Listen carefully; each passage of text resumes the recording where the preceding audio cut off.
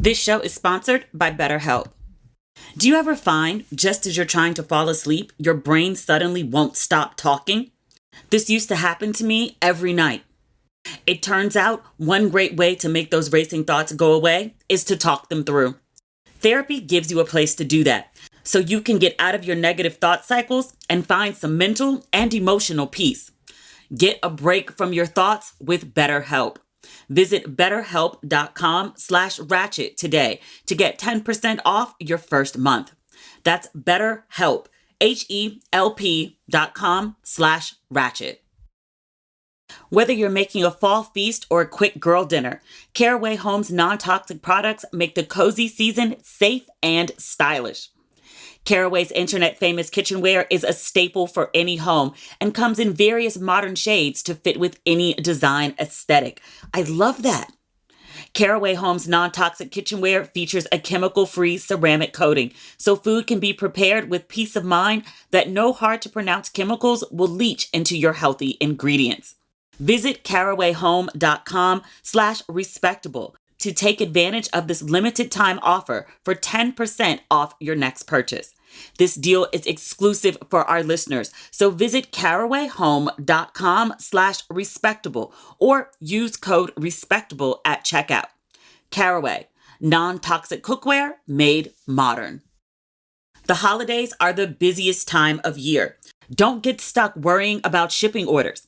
Let ShipStation do the heavy lifting so you or your team can put your time, money, and energy into more important things. Whether you're shipping from your house or multiple warehouses, ShipStation can increase your holiday profitability.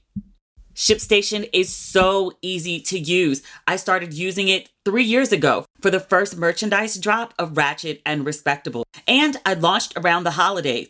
It was so easy to use, barely any learning curve. It's very intuitive. Let your customers shop risk-free this holiday with ShipStation.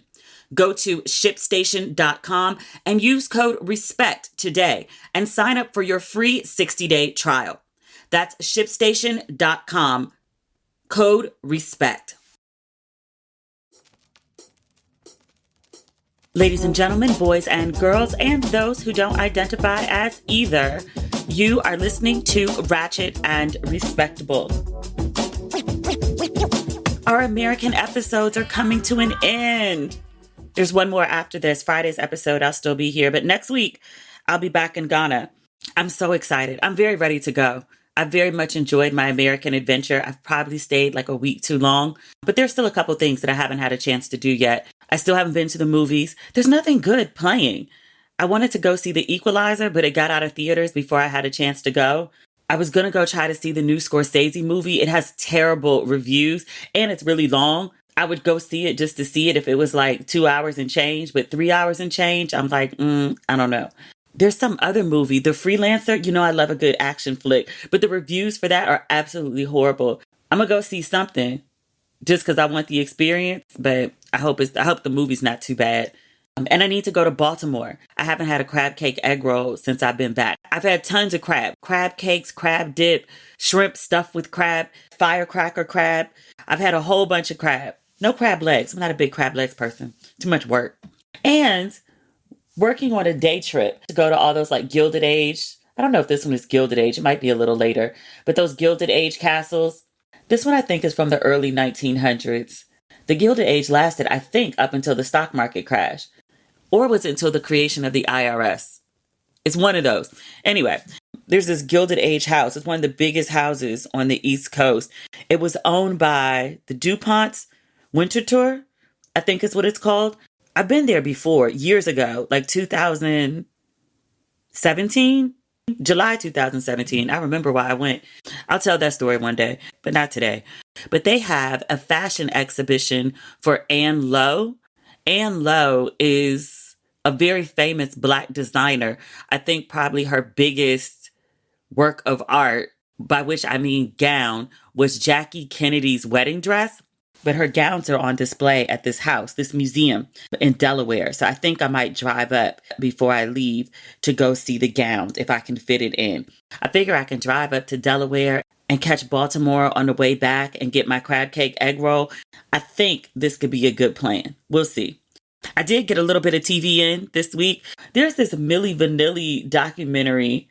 I don't know if it got a lot of publicity. It came out over the summer and I was overseas and I didn't get a chance to watch it. I was like 9 or 10 at the height of Milli Vanilli. I remember how big they were. I remember the words, or at least the chorus, to their biggest songs. And obviously I remember the story that they were lip syncing. But I didn't ever know, which I don't think most people did, like the real story of what happened. In this documentary, it's almost 2 hours. There's a lot of backstory and post story, if you will, after, everything imploded for Milli Vanilli. I'm going to tell you what it is. They're spoilers. I don't feel bad giving them because it came out like 3 months ago, but I'm not going to tell you everything. It's worth watching the documentary if you want to see it for yourself. But in short, they were dancers, I want to say in Germany, and they had gained some popularity. They're like these two really attractive, very well-built Black guys. They were very conscious of creating an image, a way to stand out. So they went and got their hair braided. They were really good at marketing themselves, but as dancers. So this producer meets them and is taken with their appearance and is like, hey, we could do something with this. And also this producer, which I didn't know until I watched this documentary, the same thing that he did with Milli Vanilli, he'd done with another group before them, and also a group that was like a huge phenomenon, also a Black group. But the lead singer of that group was a hot guy. He wasn't actually a singer. It's another case where he found a really hot dancer and made the dancer the quote and unquote lead singer, and then someone else was doing the vocals. So he'd done it before, he'd gotten away with it. And so with Milli Vanilli, he did it again. He knew some great singers, he knew some great rappers, he knew how to put a great song together. So we'll put together all the music and you guys will just literally get on stage and perform it, but like lip sync it, which is a form of performance. There's some debate about whether Rob and Fab, i.e. Milli Vanilli, about whether they had any trepidation about it. They said that they signed a record deal, that even though they were dancers, they had done demos because they wanted to be singers. And they had halfway decent voices. Like it was nowhere near the Milli Vanilli sound. By 80s, 90s standards, they weren't good singers. By current standards, they're better than some of what's on the radio right now. But Milli Vanilli says that they signed this record deal in order to be actual singers. And then after they signed, they found out that they just wanted them to basically be front people and that other people were going to sing. And they said that they pushed back against it. But under their contract, it was like, well, we've already given you front money. And then you've been staying out here on our dime while we put the record together for y'all. If you don't want to do it, okay, but then you'd have to pay us back all this money that we've already spent on you. They were in their early 20s. They said they were broke at the time. They were living in the project and they were like, this was our way out. We were already broke. We didn't want to go further into debt. So we were like, okay, we'll do it. Nobody expected the song to go, I want to say #1 in like 25 different countries. It becomes a worldwide hit. And then because it's such a hit, and making so much money, they're like, well, we can't just drop out now. So now we need an album. They created an album overseas that doesn't really do much. But because they're a worldwide hit, Arista Records, as in Clive Davis's Arista, Clive Davis of Whitney Houston and Aretha Franklin fame, signs Milli Vanilli, and they create an album that sells. I heard the numbers in the documentary and I had to stop and rewind because I was like, I'm sorry, excuse me, what? They estimate in the documentary that first album for Milli Vanilli, it made 580 million American USD dollars and dineros. One album. Their first US album sold 6 million copies and infamously won a Grammy Award, which is when everything falls apart because everyone's paying attention to them now. And people started noticing. It was like, how are you singing and rapping in perfect English? But when you give interviews, you clearly don't speak English very well.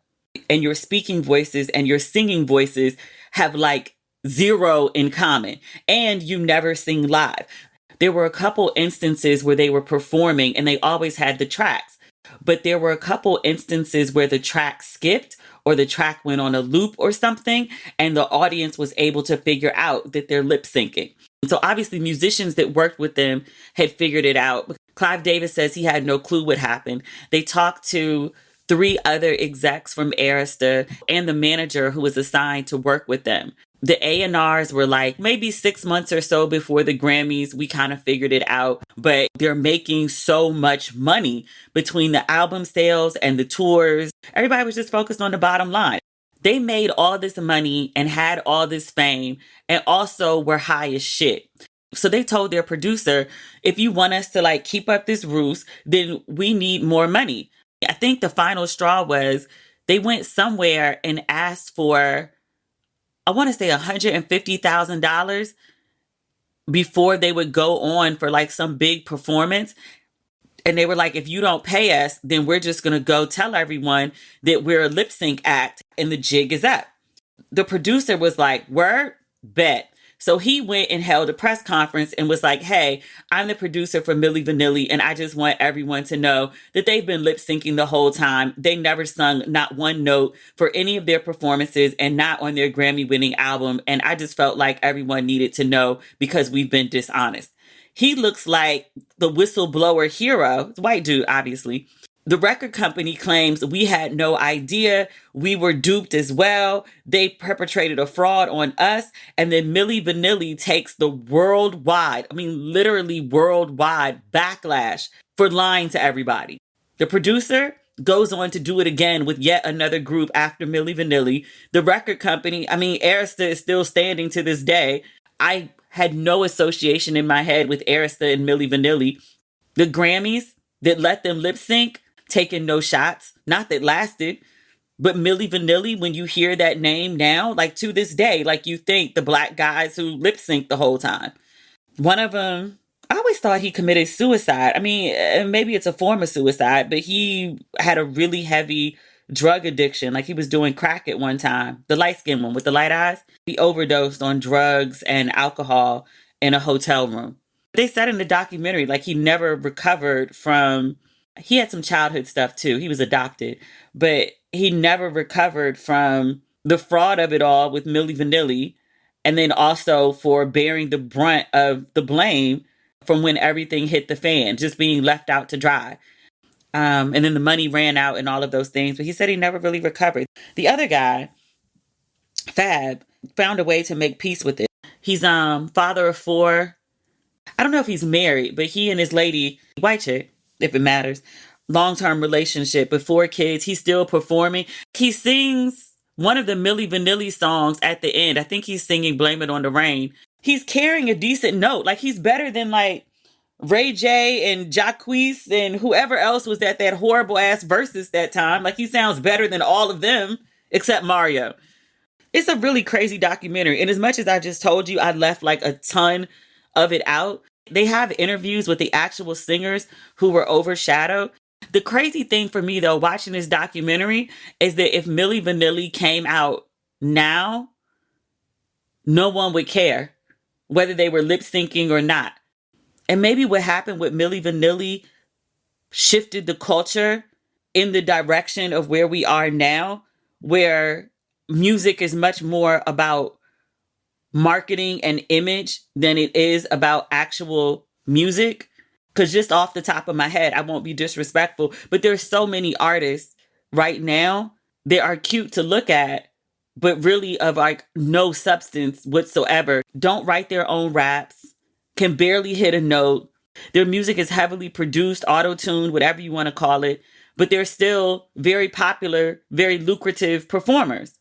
And this is well known, so I'm not calling anybody out, but like Ashanti said that she used to sing most of J-Lo's stuff. Is J-Lo that different than Milli Vanilli? She's a dancer who was super marketable. She's not a terrible singer until you put her next to somebody who can actually blow. And then it's just like, Like what they did, it was a scandal for the time, because you're talking about time when you still have major black singers like Luther and Patti LaBelle and Aretha Franklin and I don't know, Peebo Bryson. I'm just thinking about all the people who were at the top of the charts at the time who could actually genuinely blow. And then you've got Milli Vanilli. And Milli Vanilli, if you actually listen to the actual singers on the track, like the isolated singing, dude could blow. I think the era of music that we're in right now, they would take a mediocre singer and they would just auto-tune it to death, actually be his voice. It just wouldn't sound the same in concert. Rihanna's one of those too. And I'm a huge Rihanna fan. I take nothing against Rihanna. Rihanna's not the strongest singer. Rihanna's mostly marketing visuals. There was somebody else. What's the guy that sings Anniversary? I want to say it was the BET Awards. His mic didn't have the proper auto-tune on it and he sounded terrible. But he's supposed to be like this R&B crooner. Something Anniversary. Every time I'm putting in Anniversary and it comes up as Tony. What's the guy's name?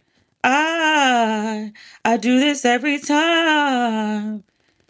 You and me. Anniversary. Giveon. That's his name. Heartbreak Anniversary. That's the name of the song. Milli Vanilli's Ruse, whatever you want to call it, would be a non-factor in today's musical landscape. I feel like more often than not, the artists are mostly marketing and heavy production to make them sound halfway decent. A lot of folks just can't sing right now. They sound like me when I sing. You've heard me sing before. We're not doing that today. This show is sponsored by BetterHelp. Do you ever find, just as you're trying to fall asleep, your brain suddenly won't stop talking? This used to happen to me every night. It turns out one great way to make those racing thoughts go away is to talk them through. Therapy gives you a place to do that, so you can get out of your negative thought cycles and find some mental and emotional peace. If you listen to this podcast, you know that I am a huge advocate of therapy. I think everyone should get some, even the people that don't think they need it. It's good for you. Give it a try. It'll make your life so much easier. If you're thinking about starting therapy, give BetterHelp a try. It's entirely online, designed to be convenient, flexible, and suited to your schedule. Just fill out a brief questionnaire to get matched with a licensed therapist and switch therapists anytime for no additional charge. I love how easy BetterHelp makes it to receive professional help. Get a break from your thoughts with BetterHelp. Visit betterhelp.com/ratchet today to get 10% off your first month. That's BetterHelp, HELP.com/ratchet. Whether you're making a fall feast or a quick girl dinner, Caraway Home's non-toxic products make the cozy season safe and stylish. Caraway's internet-famous kitchenware is a staple for any home and comes in various modern shades to fit with any design aesthetic. I love that. Caraway Home's non-toxic kitchenware features a chemical-free ceramic coating, so food can be prepared with peace of mind that no hard-to-pronounce chemicals will leach into your healthy ingredients. And this season, introducing Caraway's stainless steel cookware set, their most popular product redesigned in stainless steels to take your meals to the next level. Is it wrong that I'm thinking how it could match my decor? It's not, I promise. Over 50,000 people have raved about their Caraway kitchen, including me. Now it's time to try it for yourself. I've already got a set in a beautiful black tone, but this stainless steel, it's beautiful. I can have 2 kitchen sets, right? Visit carawayhome.com/respectable to take advantage of this limited time offer for 10% off your next purchase. This deal is exclusive for our listeners, so visit carawayhome.com/respectable or use code respectable at checkout. Caraway, non-toxic cookware made modern. The holidays are the busiest time of year. Don't get stuck worrying about shipping orders. Let ShipStation do the heavy lifting so you or your team can put your time, money, and energy into more important things. Whether you're shipping from your house or multiple warehouses, ShipStation can increase your holiday profitability. ShipStation is so easy to use. I started using it 3 years ago for the first merchandise drop of Ratchet and Respectable, and I launched around the holidays. It was so easy to use, barely any learning curve. It's very intuitive. And what I love most about ShipStation is it manages orders, prints labels, compares rates, optimizes every shipment, and automates delivery notifications. and its effortless integration everywhere I sell online, including Amazon, Etsy, eBay, Shopify, and Squarespace. Over 130,000 companies, including my own, have scaled their e-commerce businesses with ShipStation. And 98% of companies that stick with ShipStation for a year become customers for life. Let your customers shop risk-free this holiday with ShipStation. Go to ShipStation.com and use code RESPECT today and sign up for your free 60-day trial. That's ShipStation.com, code RESPECT. We'll save good Black news for next week. There's just a couple things, but nothing super, super big. I just want to do the big stories this week. Do you see this Kanye West story in the New York Times? It's a shit show. Adidas and Kanye West had a joint venture, Yeezy, for about 10 years. And it infamously came to an end when Kanye made a series of public anti-Semitic remarks. The New York Times did this expose on what really happened with Adidas and Yeezy. It says, for this article, the journalist interviewed current and former employees of Adidas and Kanye West and obtained hundreds of previously undisclosed internal records. So literally, this article starts in 2013. It says the rapper and the sportswear brand had just agreed to become partners. The Adidas employees, thrilled to get started, had arrayed sneakers and fabric swatches on a long table near a mood board pinned with images. But nothing they showed that day at the company's German headquarters captioned the vision Mr. West had shared. To convey how offensive he considered the designs, he grabbed a sketch of a shoe and took a marker to the toe. He drew a swastika. The New York Times notes that two different people who were present at the meeting have corroborated that version of events. They point out that, swastikas are very bad in general, but they're especially bad in Germany. They say, quote, the image was acutely sensitive for a company whose founder belonged to the Nazi Party. And they were meeting just miles from Nuremberg, where leaders of the Third Reich were tried for crimes against humanity. Oh, dear. That encounter was a sign of what was to come during a collaboration that would break the boundaries of celebrity endorsement deals. I'm reading from the Times. It says sales of the shoes, Yeezys, would surpass $1 billion a year, lifting Adidas' bottom line and recapturing its cool.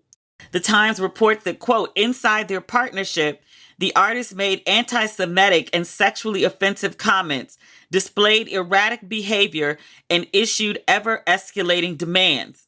Adidas leaders, eager for profits, time and again abided his misconduct. It said, even as Mr. West voiced increasingly toxic beliefs privately and publicly, Adidas stepped up production and released Yeezys more frequently. Executive disregarded employee concerns that his troubling conduct risked tainting the brand's reputation. I'll tell you why I appreciate this article. And it's because I read it after I watched Milli Vanilli. But I just talked to you about how Milli Vanilli, like these two Black guys who were literally voiceless, were scapegoated entirely for the fraud that was Milli Vanilli. Not the record companies, not the executives, not the producers, not the people that made that lion's share of $580 million off of their 6 times platinum album. The people who got paid the least and literally had the smallest voice, if any, in the whole scheme, who are the ones who got caught out there and took the blame. With Adidas and Kanye West, publicly, until this article, it seemed like Kanye's always said very wild, controversial things. It's part of brand Kanye. Adidas knew in that sense that doing erratic things, saying wild shit is part of what Ye did. And they signed on, and that's fine. But when he started saying anti-Semitic shit, and they waited a long time after he started saying it publicly to distance themselves. And from the outside looking in, it's almost like Adidas tried to offer grace and compassion. It was clear to people that Kanye was dealing with mental illness of some form, and it looked like Adidas was recognizing it and didn't want to punish the mental illness. But this New York Times piece makes it really, really clear that Adidas knew he was on some bullshit from the start and was like, well, We gonna keep making these billions though, right? Okay. Like if your first meeting, somebody picks up a shoe and draws a swastika on it, whether you're in Germany, America, or anywhere else in the world, you know what the fuck you're dealing with. And they kept dealing with it so everybody could get paid. And there's more to it than just the swastika stuff. I read through this article and I was like, yo, what kind of contract did these people sign to work at Adidas where they don't have a whole bunch of legal nightmares from the staff? Where the entire staff that had to work with Yeezy didn't do some sort of like class action lawsuit for workplace harassment, something. We're going to go through some of the biggest allegations. In addition to drawing the swastika on the shoe, West later advised a Jewish Adidas manager to kiss a picture of Hitler every day. The idea was to practice unconditional love and grace. He also told a member of the Adidas executive board that he paid a 7-figure settlement to one of his own senior employees who accused West of repeatedly praising the architect of the Holocaust, i.e. Hitler. He was often in conflict with Adidas executives. When they told him no or didn't move fast enough, he would sometimes do things like hurl shoes around the room. They said Mr. West showed pornography to Adidas employees, and he chose porn actresses to appear in Yeezy promotional photos. They said in the midst of his partnership with Adidas, he had a meltdown. They said a friend went to his house and they found he was consumed with paranoid thoughts, including government agents were out to get him. I'm still reading this from the New York Times. The friend and former trainer describes West was writing Bible verses and drawing spaceships on bed sheets with a Sharpie. The trainer encouraged West to come to a nearby office he owned. He said Mr. West emerged with suitcases packed with pots, pans, and Tupperware. At one point, Adidas had created a Yeezy unit. So Yeezy is under Adidas, but they're operating separately. They'd assigned a specific staff to work for Yeezy team, as they called it. The team adopted a strategy it likened to firefighting, rotating people on and off the front lines of dealing with the artist. Adidas also assigned a human resources official specifically to the Yeezy unit and gave each new hire a subscription to a meditation app and gathered the staff regularly for something akin to group therapy. What the fuck was he saying to these people? How the hell are these people not suing Adidas? What kind of contract do they have? Mr. West told some of his Adidas colleagues that he admired Hitler's command of propaganda, viewing him as a master marketer. I have thoughts on that. I'm not trying to be canceled, so I'll keep them to myself. I will say this. There is an entire exhibit at the Imperial War Museum in London about Hitler and the Nazis. It's like 3 or 4 floors. There is an entire large section devoted to Hitler's marketing. So Kanye saying it is really fucked up, especially given the context of his other anti-Semitic remarks. But what he said isn't untrue. Nazi propaganda was just that, propaganda. And unfortunately, it worked. They had a well thought out, well funded, well planned marketing campaign. Oh, at one point, according to Mr. West Adidas handlers, is how they're credited. The album that was named Ye, Kanye had wanted to call Hitler. Adidas had to talk him out of it. This is insane. So in short, the only reason that Adidas cut ties with him is because he started being anti-Semitic in public. Behind the scenes, it didn't seem to be a big deal because he was making so much money. I remember this part of the story. He said he was going to go, quote, DEFCON 3 on Jewish people. And then he did the Drink Champs podcast. The New York Times describes he spread conspiracy theories about Jews controlling the levers of power and then taunted. New York Times calls it taunted. I can say anti-Semitic things and Adidas can't drop me. Now what? And that's when politician, Hollywood corporate heads, fellow entertainers, and Jewish leaders condemned the comments, saying his behavior emboldened others to embrace bigotry. And then 9 days later, after a huge public outcry, that's when Adidas severed ties with him. And their public statement was, quote, Ye's recent comments and actions have been unacceptable, hateful, and dangerous, and they violate the company's values of diversity, inclusion, mutual respect, and fairness. This is after they've been listening and tolerating and encouraging, I would say, his anti-Semitic rants internally for almost a decade. There is a class action suit. It was filed in April, but it's not by the employees, it's by shareholders. Shareholders accused Adidas executives of failing to disclose the risk a toxic partnership posed to the company. And in an internal letter reported by Rolling Stone, some employees charged that the leadership had known about Mr. West's problematic behavior and turned their moral compass off. In a statement to the Times, Adidas denied the claims and pledged to fight it. The company said that an internal investigation had not substantiated the most serious complaints in the employee's letter, including anti-Semitic remarks, discrimination and harassment, and the display of pornographic materials, aside from a 2022 incident captured on video. Jesus. They also point out that even as they squared off in arbitration, Adidas and Mr. West came to an agreement that served their common interest. In May, Adidas began releasing the remaining inventory of Yeezys. The shoes took in about $437 million in sales through June. He makes money. People will put up with a whole lot of shit as long as there's money on the line. We need to talk about Keith Lee down in Atlanta causing a goddamn ruckus. If you are not familiar with Keith Lee, don't feel embarrassed. I didn't know who he was until yesterday. I'd seen something about Keith Lee. I didn't know who he was. The name didn't ring a bell. And then I saw something else. Milk and Honey responds to Keith Lee. There is a Milk and Honey, actually more than one, here in the DMV. I don't know if that one is affiliated with the ones in Atlanta. Milk and Honey, Atlanta, put up this video of a family sitting on a couch. They look real posh, real bougie. The mother and father are trying to figure out who is Keith Lee.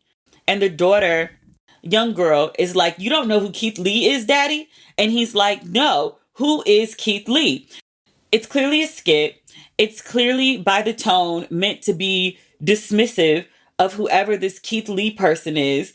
The daughter, who's like, you know, of the TikTok generation, addicted to her phone, she knows who he is. But the parents, based on their portrayal in this video, are well-to-do, moneyed, connected, and they're just like, who is this Keith Lee person? He's not of any significance. They don't know who he is. So I see the video and I'm like, who the fuck is Keith Lee? Like, he's clearly somebody because this restaurant has chosen to address him. But who the fuck is he? So that's how I end up going down the Keith Lee rabbit hole. I find him on Instagram and he's got like 1 million followers. He's this guy. He used to be a professional fighter. He does reviews of Black restaurants. He likes himself some soul food, no judgment. And he goes and visits restaurants all over the country and he gives his reviews. Most of the reviews that I've seen, and I haven't watched a bunch of them, I just looked at the ones that he's done for Atlanta and then a couple others that he has pinned on the top of his page on Instagram. He ranks the restaurant for the overall experience. So everything like the food, the customer service, the wait time. He ranks the food on a scale of 1 to 10. Most of the reviews that I've seen him do, and again, I only watched 6 or 7 of them, but other people I know who follow him more consistently say that this is representative of how he does reviews. He literally just says, like, I went to this place. Here are the things that I ordered. He shows you pictures of the food. He eats the food in front of you. And then he says what he thinks. This is a little salty. This is really delicious. It's just a really basic, honest assessment. He doesn't have like formal food training. He's not a chef. He is a man with his family and they all need to eat. And so they eat a lot of food and they tell people whether they like it or not, which works for me. The average person that goes into a restaurant and orders a meal is not a food critic. They are people who are hungry, that want to put something tasty in their belly. He's kind of like a male version of Tabitha, if you will. Tabitha's original claim to fame, and I would still say it's at the core of her brand, is talking about vegan food. She would go around to different places and she would review vegan food. Her big break was sitting in her car, much like this guy, reviewing a vegan sandwich. Her review went viral. It convinced meat eaters to be like, well, what the hell is this lady eating that she's so excited about? So many people went, I want to say it was the Whole Foods, to get this sandwich that Tabitha was raving about, that she ends up with the contract at Whole Foods to talk about their vegan food. This guy is very similar. He is a meat eater. He's also very positive. The way that Milk and Honey responded to him in this video, like, who is Keith Lee? And the number of comments that were clowning the restaurant for their response, like it was something like 4,000 when I saw it. And I was like, all this over a restaurant review? When I found Keith Lee, I expected to find a series of videos of this man just dragging the food. I thought it was going to be an old nasty Nessa girl, Funky Dineva when he gets real riled up. I thought it was going to be something like that. The man is he's got this monotone voice. He's very even-tempered. Most of the things that I saw him personally review, sometimes he has family members review, sometimes they can be a little harder on things, but everything that I saw him review from Atlanta, I want to say like the lowest I saw him give anything, I want to say was maybe like a 7.5. Most of what he said was very constructive. He makes a point to say, these are my opinions of this food. I've come to this place. This is what I thought. This is what my family thought. But you should come to this place. You should form opinions of your own. Because of his massive following, when he goes to a place, especially when he says something is really good, some restaurants, he notes that they have really good food, but they have really not so great marketing. So he goes to the place, he'll do a review, and if the food is great, places go from having like 5 people in the middle of the day to being rammed and packed out and nobody can get in. So he could definitely be a blessing to your establishment. If you have good food, if you have good service, he can help you out with the marketing. And he likes to do that for places. Also, I should note, I found him on Instagram and he has 1 million followers. When I started talking about him on Facebook, people were like, oh no, his big platform is TikTok. He has 14 million over there. What? I'm kind of embarrassed that I didn't know who he was. I'm mad that nobody at this restaurant, before they put up this snarky video, I'm mad that they were hearing the man's name enough times that they made a video trying to dismiss him as being insignificant. If his name keeps coming up in your customers' mouths, he is of significance. But even beyond that, they should have done just basic due diligence and Googled the man to see how many followers he had on Instagram, because 1 million is enough to shut your mouth. But then 14 million is not somebody who you really want to go against. Keith Lee, he put up a video earlier today. I'm recording this on Tuesday, where the owners of, remember I told you there's a Milk and Honey and a Real Milk and Honey Atlanta? The owners of the other Milk and Honey reached out to Keith Lee and was like, hey, can you specify that you're talking about not our Milk and Honey, but the other Milk and Honey? Because our mentions and our DMs have been crazy for the last 24 hours. And people are even sending us death threats because of your videos, which Keith Lee, people always call him by his first and last name. Keith Lee was like, hey, this is not what my brand is. I don't condone death threats. I don't condone leaving these people negative reviews or harassing the owners or staff. I've given my opinion and I'm sharing my experience when I went to a venue.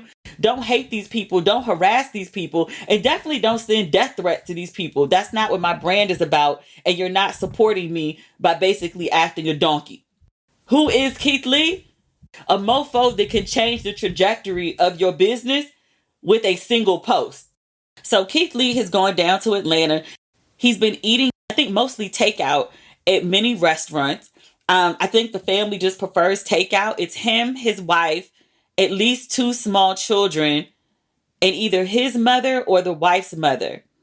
At the beginning of every video, he shows the bags of food and he tells you how much he paid for it. And he says, well, this was for 5 people. The 2, 3, 4 biggest things that he's exposed about the restaurants that he's gone to. The food is salty. The wait times are ridiculous. Getting takeout food is a nightmare. The customer service is lacking. And restaurants have these arbitrary rules that he finds frustrating. And again, he hasn't dragged the restaurants. He's gone to different places. He's talked about his experiences. One of the places that he went to, because people recognize him, he's got at least 15 million followers across just these 2 platforms. I don't even know if he's on Facebook and what that is. But people recognize him. So sometimes he sends family members into the restaurant to try to secure a table to see how they're treated. So he went to one place, it was Candy's place, Old Lady Gang. I've heard not so great things about this restaurant for years between the food and the service. But again, I haven't been. But he sent in, I think, his wife and either the mother or mother-in-law, and they were told the wait was an hour and a half. He was like, what? So he goes in and they recognize him and they were like, oh, we can get you seated in 5 minutes. And he was like, hey, no, like, we're all God's children. I don't want special treatment. I'm not a celebrity. I'm a hungry father, husband, son, and I just want to get some food, but I don't want special treatment. There was another restaurant he went to. Is it Toast? I've been to that one. I wrote about that one when I was on the Odyssey. That was some of the best and craziest customer service ever. Whole different story.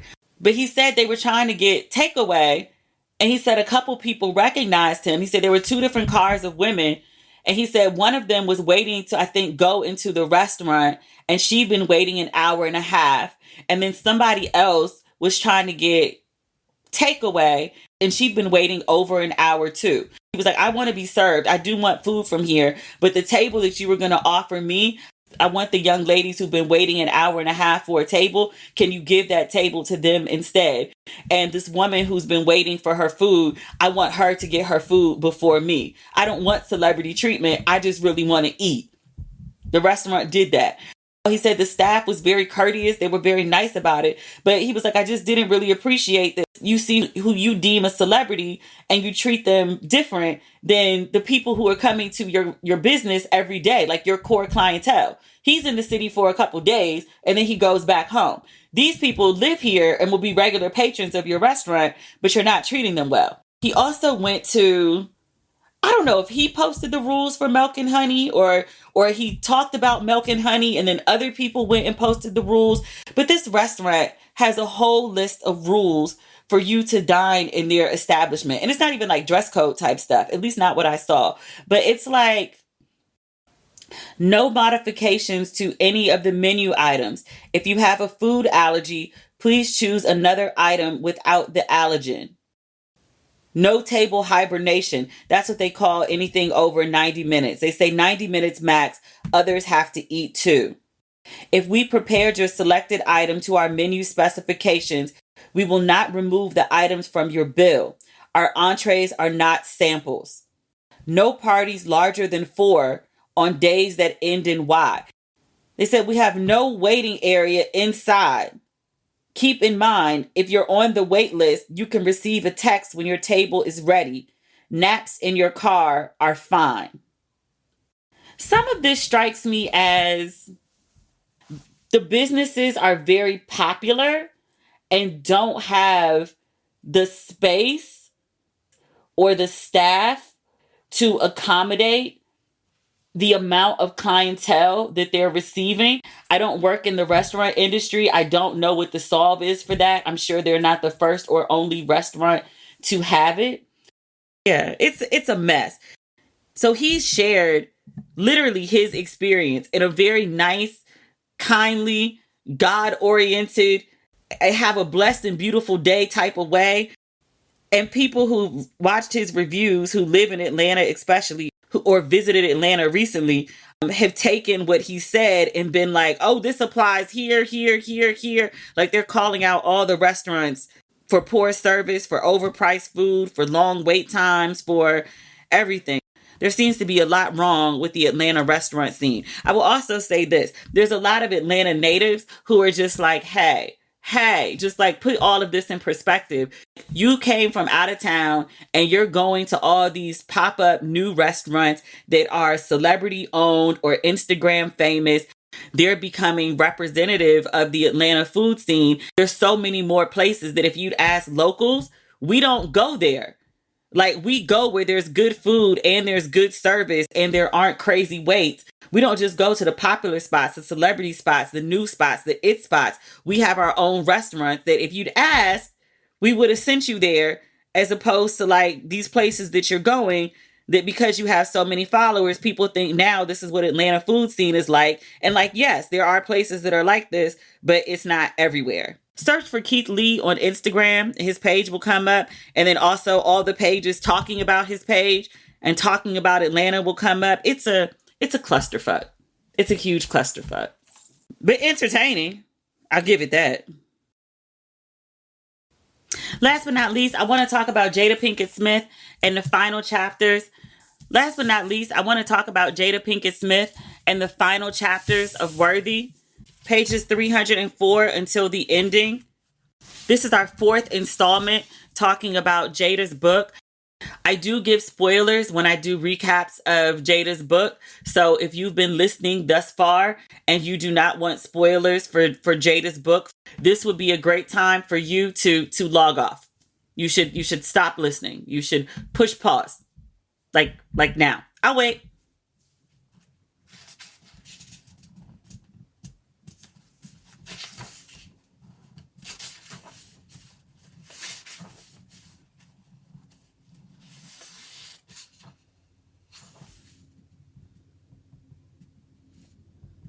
Okay, here we go. This chapter, Jada talks about a lot of things, but one of them is her separation from Will. In the previous portion of the book that we discussed, she had talked about a lot of her frustrations with their relationship within their marriage, and things just weren't working. So now she's trying some different approaches. Neither one of them believe in divorce. She stated that a bunch of times. They're trying to figure out ways to be together and to make their relationship work.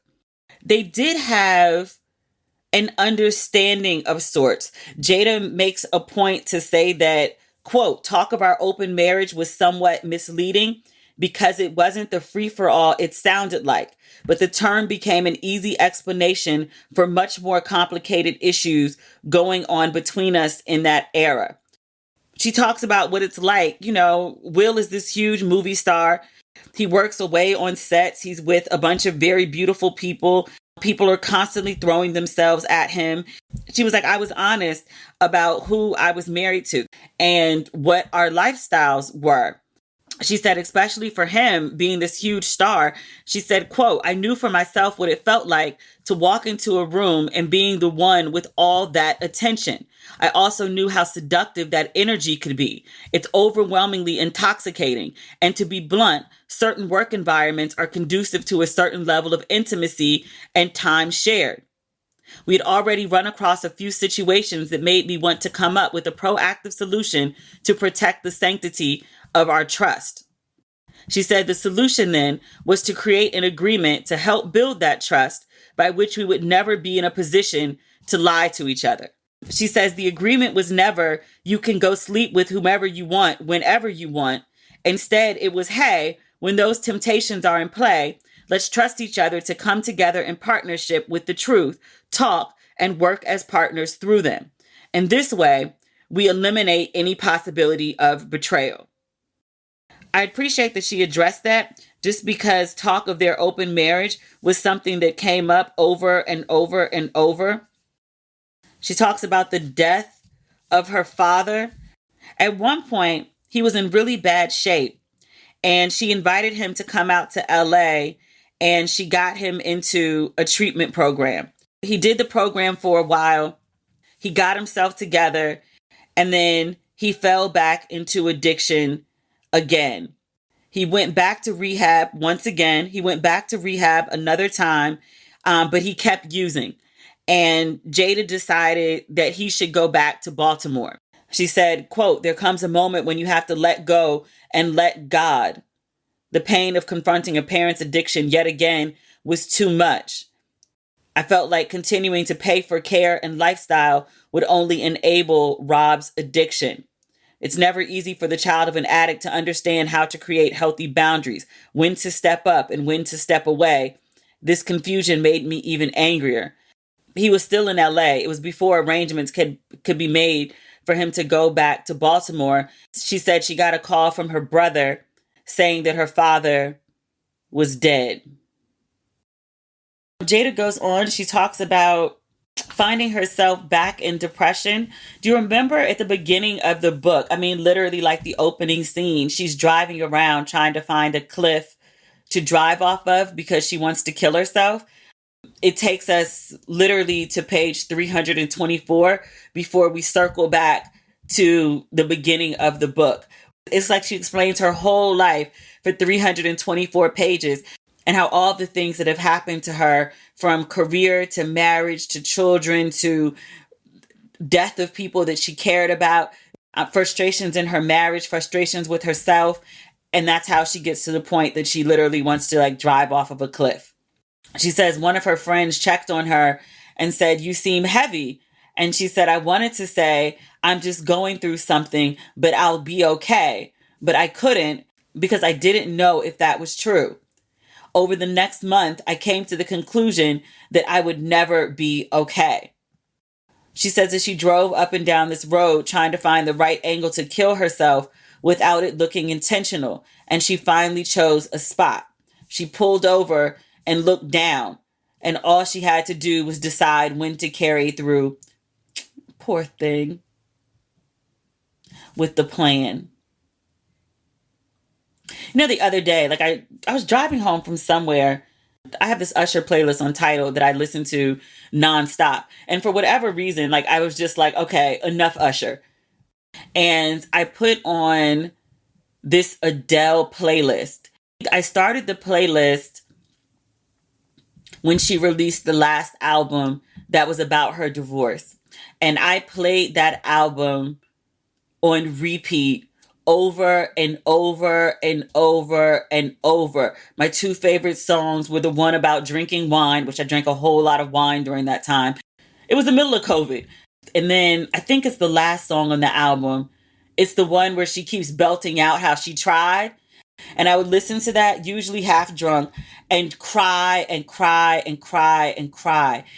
I don't know, like the other day, I just put on the Adele playlist and I wasn't even like in a bad mood or anything. Like I really just wanted something other than Usher, but then also something that I could just sing along to. Like I love to like sing at the top of my lungs when I'm driving home. I listened to Adele the other day and I cried then too. I wasn't crying because I was sad anymore. I felt sad for like how sad that I used to be. Like I was so sad for like, it started with agreeing to do the show, but maybe like 2013 until 2000, I started to come out of it in 2021. But I was so sad for so long. And I remember like what Jada's talking about here, wanting to like drive her car off a cliff. It's a suicidal ideation. I used to do it. There was a church maybe like 4 blocks from my house in Brooklyn. So maybe like off Nostrand or Franklin. It might have been Franklin, but there was this church on the left-hand side. But every time I would pull up to the light, I would like fantasize about just like revving the engine and driving like full speed into the front of the church and wrecking my car and hoping I killed myself in the process. It's not logical. It sounds crazy because it is. I was clearly unwell. This was around like 2016, 17 when like the ideations got really bad. And I knew in the moment I was losing it. I just didn't know what to do about it. But like, I don't know. That's why I kind of like choked up like reading this portion of Jada's book. And here's like probably the crazier thing. When I finally got out of that situation and I would talk to people about like, you know, what was going on in my head and like me being depressed and like the sciatica and the shingles and like all of that shit, I would say it to people and they'd be like, "Girl, me too." What? There's a ton of people out here who are in the middle of like severe depression, having suicidal ideations, and you would never look at them and think anything was wrong. This portion of Jada's book where she talks about falling apart and the ways that she went seeking to pull herself back together, it's probably the reason that I keep singing the praises of this book. Again, so much of this book has been marketed about like, oh, it's about her husband, it's about her marriage, or it's about Tupac. But really, it's so much about literally what the title is, this woman on a journey to feel like she's worthy, and how for so much of her life she didn't, and the decisions that she made out of her unworthiness, and then how she is in the process finishing the book. I don't think she's there, but how she got in the process of being on the journey to worthy, and being on the journey is half the battle. At least you ain't, just driving around thinking about how to kill yourself. So yeah, so she realizes that everything's a fucking mess. She decides to give herself one last shot. She goes to see a medicine woman and gets I don't know how to describe it. And I didn't underline how she describes it. Essentially, she goes and gets real, real high. It's an ancient ceremony. I want to say Native American. Folks have been doing it for years. The medicine woman guides her on a spiritual journey through her high. So she's not just high, just floating in the wilderness. She's doing a guided high, but she says that this helps her immensely. She also says at the very beginning of the book, like, hey, just because I did this doesn't mean you go do this. And also, like, I did this under doctor's orders and supervision with a professional practitioner of getting high in this way. Don't go try this shit at home. And she didn't go just smoke weed. Like, I mean, people do self-medicate in various ways. Whatever she went and took with the medicine woman is much different than even like your grade A special good shit that you could get from your, local distributor. I don't want you to just be like, well, Jada Pinkett Smith got high and felt better. No. There's more to it. She also did this like a 3-day ceremony. She also gets high with, it's a ceremony, but still it is what it is. She gets high with Trey, Will's oldest baby. I mean, not in this process, but they get high as like a family now. And I was like, okay, whatever works for y'all. She says while she was high, she had this revelation. This is page 332. She says, suddenly it hits me. My whole ordeal has been one of my own making. I've been taunting myself with false beliefs about my life and who I am. I can't remember, because, I read like a ton of self-help books. I can't remember the one that I read that was, maybe it's the one that I shared the other day. The Jen Cicero book. I think it's hers, actually. It was talking about the narratives that we create about our lives and who we are. When someone asks you, like, oh, describe yourself, like the narrative that you choose to share is just that. It's a narrative. You're not giving every single detail of like how your life has played out. There are chosen stories that you feel are representative of you. And that's the story that you share with people because that's how you want to be seen. You could totally take an entirely different set of stories that are all honest and true and also share that with somebody, and it would give a totally different impression. So you have to think about like, what is the narrative of you that you've created, and also recognize you can also change that. You could choose to create a new story. That's what I got from that little portion. After Jada gets high, she says that she has this new deep willingness to live. And she said she starts to remember herself in her late teens and early 20s, hoping one day to, quote, live the dream, being at the threshold of possibility, feeling free and alive. And I think I underlined that part because one of the ways that I came out of my depression, dark place, started to feel like myself, is I tried to remember like a time in my life where I felt like the possibilities were endless, because that's how I wanted to feel. And I remembered feeling that way in my early 20s. And I started consciously making decisions about my life from that point of view. Not the person who's been through all this shit, who's made all these personal mistakes, very public mistakes. Like I fully recognize that in some way I'm going to be branded as a reality star and a divorcee, and people will always use that to cut me down in some way when they want to just, bring me down a notch. Fully aware of that. And sometimes I feel like I go through life trying to avoid being cut with that.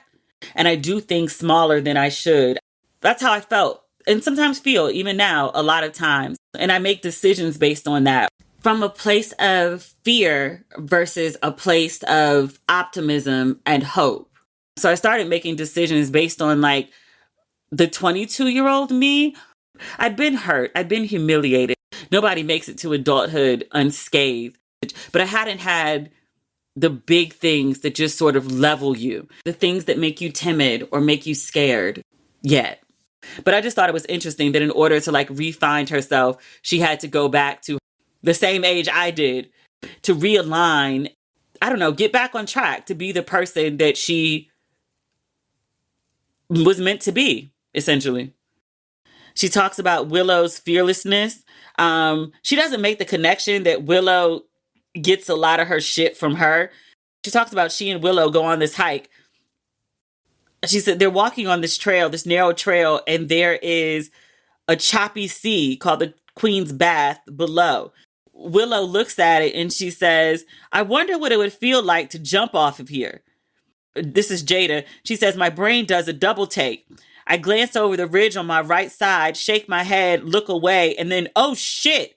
Next thing I know, Willow, moving with feline energy and speed, goes flying off the edge, vanishing out of my sight.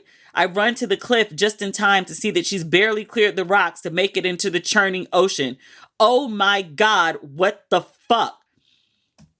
That's your child. Didn't your ass climb up on a roof drunk and jump off of it into the pool? Yelling, Will, I love you. That's your child. Willow is you. She talks a little more about Will. And she's starting to be repetitive at this point. But she's trying to explain their separation. She lays it out like really early on in the book. Like, I look like I have everything. I look like I have the perfect family, the perfect husband, the perfect life. And so I guess she feels, and it is a memoir. She feels like she has to over-explain to people what went wrong and why she wasn't happy. She says here, Will and I had pictures in our mind of what a happily married couple was, and our pictures didn't match. She said, I had chosen the discomfort of staying in my ailing marriage over destroying our family and the community we had created. I was smart enough to admit I was too immature to launch a legal battle without creating a bloodbath. Lawyers would have taken advantage of my emotional state, made sure they got a big check, and left me in deep regret. Will and I had our problems, but what we had at the core deserved better than legal warfare.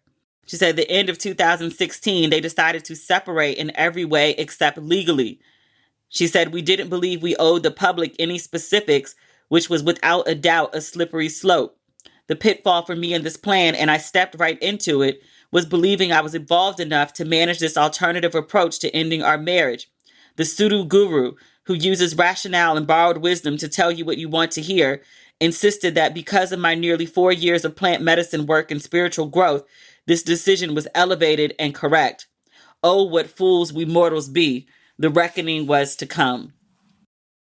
So she talks about, in the next chapter, this is where the book starts to get a little weird. She quotes the book, Women Who Run with Wolves, many times. In this book, there's the concept of red shoes. And when Jada wants to talk about something that is very difficult, she uses these allusions or metaphors that come from other people's works to talk about her feeling instead of just actually talking about what the fuck it is. So she uses this metaphor of red shoes to talk about her affair with August Alsina. So she says, so after Will and I separated, I put on my red shoes and fell into an entanglement. Instead of just saying, after Will and I separated, I started fucking this young dude. It has to be, I put on my red shoes. Ma'am. She does state for the record, she says, my partner in the entanglement, entanglee, if you will. She never calls August by name. She says, was not, as it would be said a lot, my son's best friend. She is forthcoming. She says, when we met, he was not shy about expressing how he was suffering from depression, unresolved grief, and later issues with his health. I wanted to help, and since we both had suffered enormous amounts of loss, we met there. This is how a friendship unfolded that much later and very unexpectedly turned romantic. I could read you like the 3 or 4 paragraphs that she talks about this, but it literally makes no sense. Like she's talking about it almost like it happened to someone else. Like she was outside herself when it happened, and maybe that's how she feels. But I'm like, but ma'am, like, but you did do it, and it did happen, and like it's not the end of earth, but like own it. Especially in a memoir, she doesn't give any major details about it. Literally, she talks about it on the last part of 349 and page 350. I don't know. Maybe she's trying not to get sued. Like I don't know. She goes on to say that all of us have chapters in our life we wish we could erase. Those are the moments that if they didn't kill us, made us stronger. I'm like, well, this is many pages later. She talks about the red table sit down with she and Will. So after August tells the world, like, yeah, me and Jada Pinkett Smith had a thing, everybody was like, you sound crazy. You're lying. And he's like, I'm not. I'm really not. It actually happened. Jada and Will put out a statement acknowledging that it happened. And then Jada says, well, I need to bring myself to the red table. She says of her decision to do so, I was not willing to allow someone else's narrative to put a shroud of shame around me. She decides that she's going to do this red table talk, and she tells Will, and she says, by his own choice, without any prompt or request from me, he decided to join me at the table. She says, frankly, I was surprised, pleasantly so, considering we weren't together, and given where we were sitting in our relationship at that time, that was unexpected. But he suggested that he did not want me to go to the table alone. That seemed to me to be a powerful offering in line with our intention to be more of a united front. In our life partnership, spiritual partnership, we don't know what the hell this is yet partnership. We weren't quite fully united, but we were working on it. So she says they do this conversation. It's very late in the night. She and Will had planned to leave for a family event, is what she calls it, the next day. They end up recording late at night. And she said midway through the conversation, she felt the conversation beginning to turn. She says, quote, Will had been free as a bird for the last 4 years, living his life on his own terms. He seemed to convey that he had been done wrong. She said, my reference at having an entanglement, he sternly reframed it with a laugh as a relationship. She said it came across as if all of this had been a secret to him when that wasn't true. He made it seem that he had somehow found out about my relationship as if I had not told him about it. She says I should have stopped the conversation, but instead, my habit of self-betrayal overwhelmed me and I swallowed my own voice. I resigned and abandoned the purpose of why I had come to the table in the first place, to tell my truth and to show how we were in partnership and working through being separated but not divorced. So it seems like Jada wanted to tell everyone that they were separated, had been separated, and were still separated at the time of her entanglement with August and also when they were sitting at the table. She said it was clear that Will and I were no longer in alignment, that the train had gone off the track. She says, but I didn't want to oppose Will publicly. So I took the blame and played the pleasing and appeasing role I knew so well. She also said, this trauma reaction, the one where she just basically shuts up and plays nice and gives in to Will, was an old friend I thought I'd kicked to the curb, but clearly it could still be activated when I was in fear of being abandoned or not feeling protected. She said, I wonder if Will is feeling the same way. It was hard to tell with him sitting there with his tired, watery, weepy eyes. She says, to be fair, Will's eyes water all the time. She put all in caps. and it was very late. So this was pre-recorded. It wasn't live. When it came time to post the Red Table conversation, she said she could have decided against it. Her production team, one of them said, "You're giving the message that it's all on you, and that's not true. You're going to take a big hit for this." And Jada said, "It's my mess, so it's my hit to take."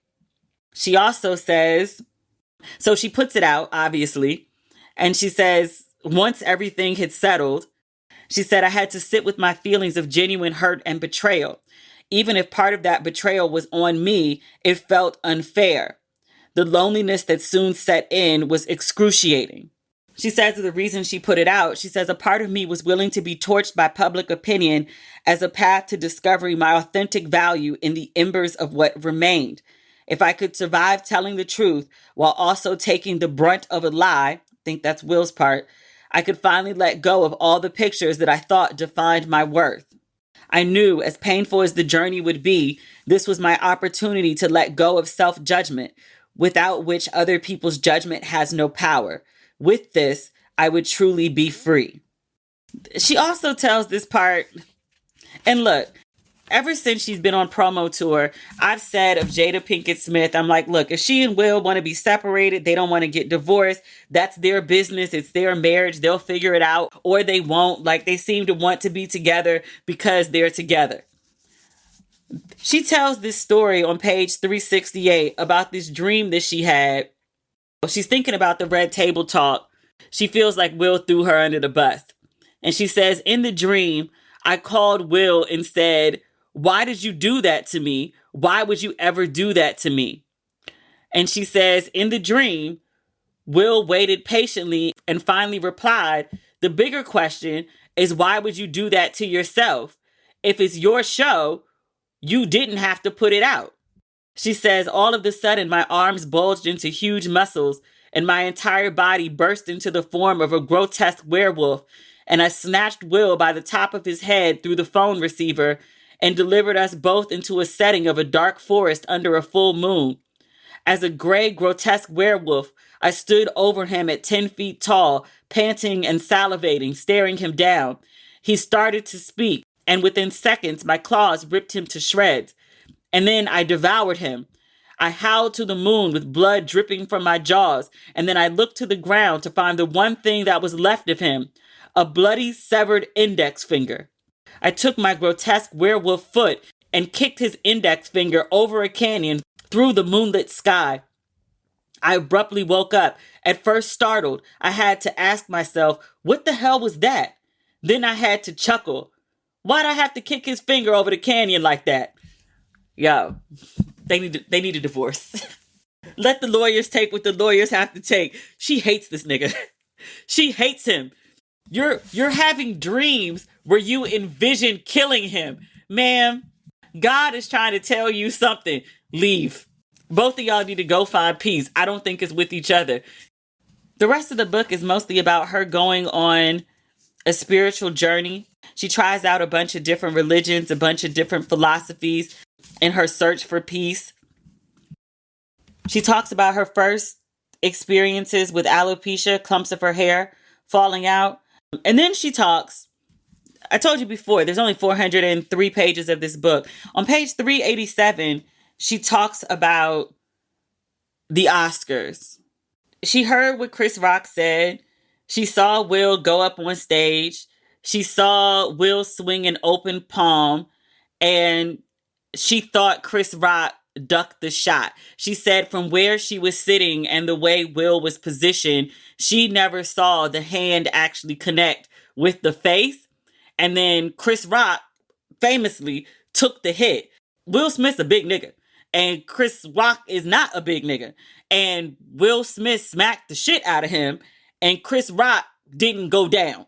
But Jada says she didn't realize that the whole thing wasn't a skit. She said they've been sitting there. She said Will had been getting up out of his seat and going backstage for a good portion of the show. She was like, I didn't think anything of it.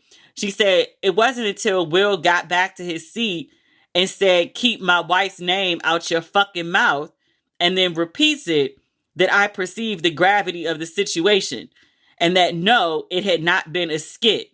Even so, I am unclear on the reason why Will is so upset.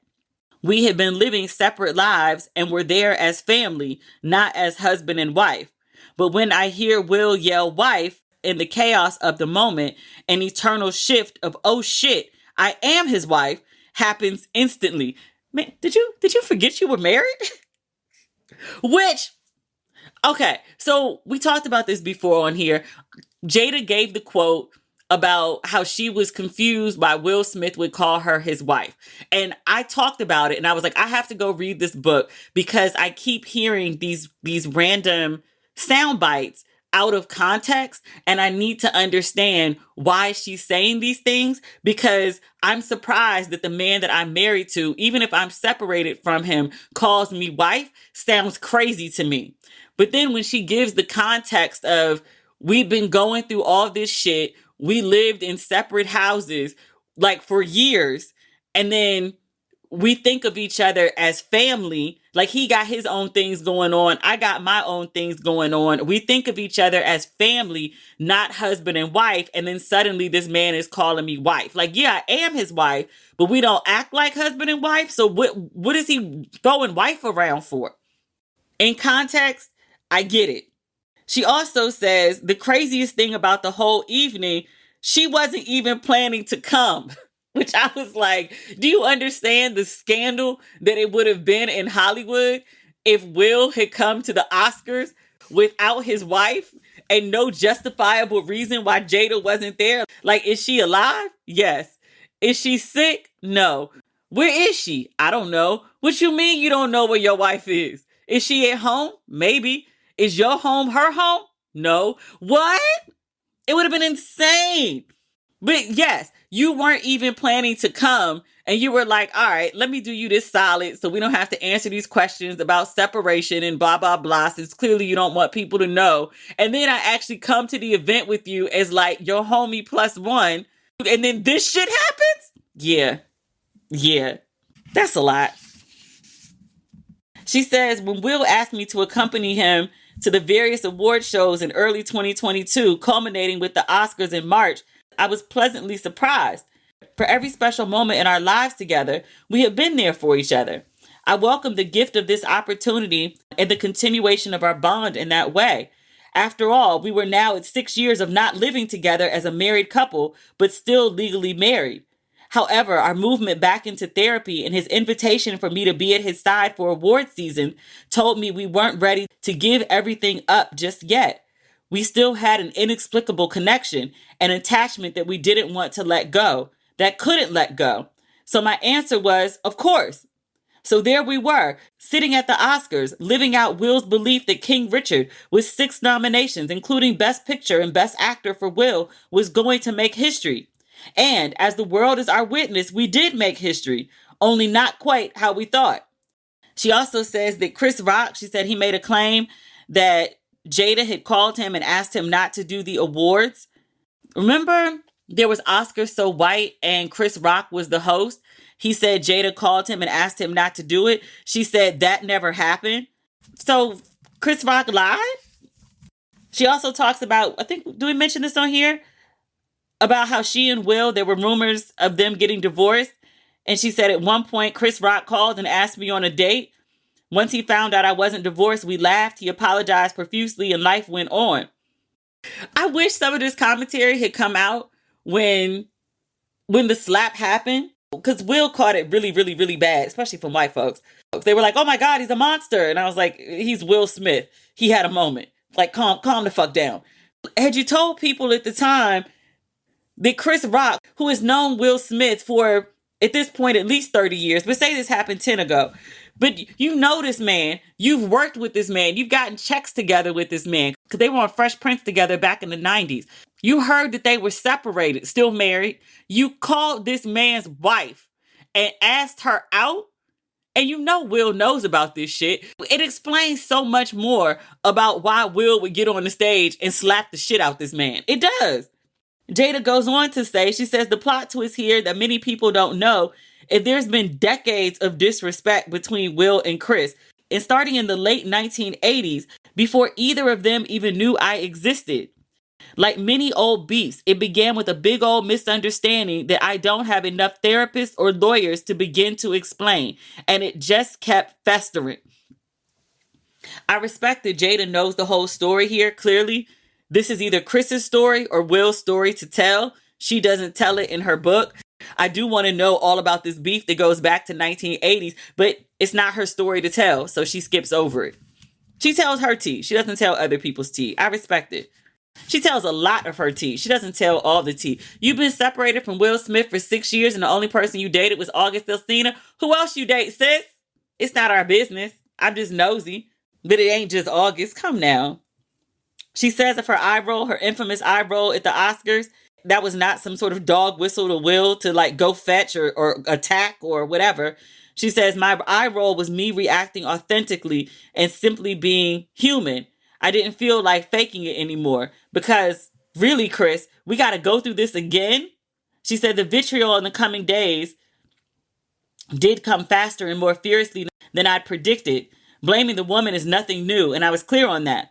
It was easy to spin the story of how the perfect Hollywood megastar had fallen to his demise because of his imperfect wife.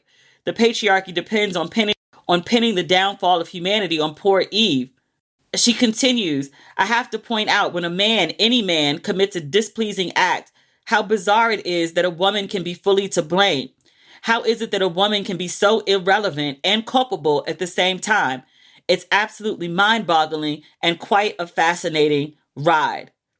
She said, I also had to chuckle at the idea that the world would think I wielded that amount of control over Will Smith. I've always wondered if Jada was aware of, one, all the vitriol against her, and then two, of where it all stems from. Like, it's much more than just August Alsina. Like, it started with Red Table Talk. I've told you my theory about silent wives and how once Jada started talking, the tide turned. The same thing happened with Aisha, Steph's wife. She was like the dream girl, ideal. And then she started having opinions and shit. And people were like, oh, fuck you. We hate you. Fuck her. She's a downfall. Leave her. They don't yell it as loud about Aisha as they do about Jada. Aisha stopped talking. That's part of it. But she still hasn't been quote unquote redeemed. Women don't really get redemption. Once they hate you, they just hate you. But I always wondered if Jada understood how she sort of functions as a tool to support misogyny. Not necessarily that she's done anything so terribly wrong. How for a lot of men, she's just a tool to assert misogyny. Is tool the right word? Maybe she's a place to unload their misogyny. She said Chris came to her after the slap. Because remember, like, he gets slapped and then he stays on stage and goes ahead and announces, I think, Best Documentary. And she said while the clips played and Will is still sitting there in the seat, he comes down the stage and he says to Jada, honestly, I meant no harm. She says, Will barked back at Chris once again. And she said to Chris, I can't right now, Chris. All of this is about some old shit. Which I was like, what? I was like, all of this happened while we were watching but couldn't see? If you recall, like, Will was never asked to leave. Will sat there for the entire Oscars, even winning and taking the stage. She says at the next commercial break, Will's publicist came over and they informed Will that Chris had left the building and was not going to press charges. And Jada turns around and says, press charges for what? Oh, God. She said, I had missed that Will had in fact made contact with Chris, who had not, as I thought, ducked. She said, I looked at Will in shock. I said, you actually hit Chris? She said, Will nodded and said, yes. Yo, this is bizarre. This is bizarre. So she said they're sitting there. She said everybody's coming over to speak to Will. She was like, and so she's sitting there trying to process all this happened because she really didn't know that Will actually hit him. She said one of the first people to say something to me was Lupita Nyong'o, who was sitting right behind me. She said she leaned in and asked, are you all right, Jada? I'm so sorry. Much respect to Lupita. She's never given an interview about this. When Will is yelling, keep my wife's name out your fucking mouth, like Lupita is all in the shot. She's got facial expressions, like she's confused. She's in shock. Lupita is all of us. People have asked Lupita what she thought over the years, and she's always sidestepped the question. She also says of Will, she says, I can't tell his story of why he did what he did, but I can tell you it had everything to do with Will's own personal battles, which unfolded on the world stage. She continues, what I knew for the first time in 6 years since our breakup was that I would stand with him in this storm as his wife. I would not abandon him, nor would I fight his fight for him like I had tried to do so many times in the past. This fight was his. She said that she knew how bad the backlash was going to be. She said, I knew that people who once proclaimed love for Will would turn their back on him. I knew how that felt, and I knew he didn't. That's a lot of love. I don't think she gets credit. Not even I think. She doesn't get credit enough, especially given their situation at the time that all happened, for sticking by him. Because she felt thrown under the bus by what he did to her, what she allowed him to do, and then putting it out. Red Table Talk, which we just spoke about. Like, she felt very betrayed by him during that moment. And then when this happens to him, she uses how she felt, how people turned on her, but she uses the knowledge that she learned from how he betrayed her to support him now that he needed her. That's love. That's love. I don't know if I'm capable of that. I'm a Cancer. We petty as fuck. That's love. It's beautiful, actually. It really is. She also goes on to say, the only thing I could guarantee regarding Will, she says, I wasn't going to leave his side. We came together, so we're leaving together. This is page 399. She goes on to talk about the slap, and she tries to make it, to me, she tries to reframe it to me as something deeper than it was. She starts calling it the holy slap, and how it helped her to walk hand in hand with Will. And she says to be a torch of love for him until he could find his own torch. Sure. All right. Like, if that brought y'all closer together, so be it. But yeah, that's the book. She has another short chapter after that where she starts sort of talking in that weird third person shit again. She just tries to make everything sound deeper than like it really is. I had to be willing to change. I had to be willing to suffer. I had to be willing to let go. I had to be willing to confront the shadows of my fear. And I had to be willing to love. Like, I mean, all right. Like, she just gets real, like, I don't know, lofty about shit. She and Will go get high together. And she tells him, this is literally like this is 403. The book ends at 405. She says to Will, you are the king of my heart. She says Will's eyes lit up as if he were allowing his heart to blossom unexpectedly. Then he told me that I was a queen of his heart. Let me correct. She says, you are a king of my heart. And then he says back to her that she is a queen of his heart. After a pause, he laughed, still staring into my eyes, and added, you'll have to cut off your spirit's wrists to break free of our divine handcuffs. And I was like, okay, now I feel like I'm reading a romance novel. Like, all right, whatever. Jada's parting advice is, my hope is that you will recognize that every piece of your journey is to lead you to your own crown. I hope you will discover your own magic, your own power, your self-love. My hope is that you'll find the golden threads to weave the inner kingdom that supports the making of your chosen. I'm done. I'm not doing this. Okay. It's 98% of this book is really wonderful. It's this when Jada gets like super lofty and starts like writing like a romance author that I'm just like, okay, I can't. I'm done. But that concludes our recap of Jada Pinkett Smith's Worthy. I gave you a bunch of it. I didn't give you all of it. I didn't even give you all of the good parts. So if you read it, I hope you enjoyed it. I would love to know what you think. I clearly loved it.